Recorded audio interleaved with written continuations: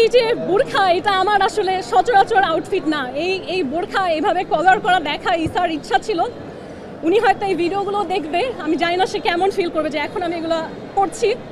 এবং যারা বলে যে আপনারা নিজেরা বলবেন যে একজন পুরুষ মানুষ কোন অবস্থায় একটা নারীকে বোরখা এবং জায়নামাজ গিফট করে, নিশ্চয়ই তার সাথে কোনো খারাপ কুসম্পর্কে এটা সম্ভব না। আপনি একজন মুসলিম হয়ে, উনি একজন সৌদি রাষ্ট্রদূত, আপনারা মিলিয়ে দেখবেন। হ্যাঁ, এই বক্স হাতে নেওয়া ইসার ছবি আছে।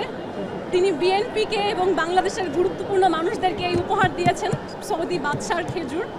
এটা কিন্তু আমি মনে চাইলেও কাউকে দিলাম সেরকম উপহার না। এটা আমার কাছে এসেছে বাংলাদেশের পররাষ্ট্র মন্ত্রণালয়ের ডিজি শফিকুরের মাধ্যমে, কারণ এটার জন্য অ্যাপ্রুভালের প্রয়োজন হয়। এটা সৌদি বাদশারা দেয় হচ্ছে একটা সৌজন্য, একটা গুরুত্বপূর্ণ ব্যক্তিদের জন্য।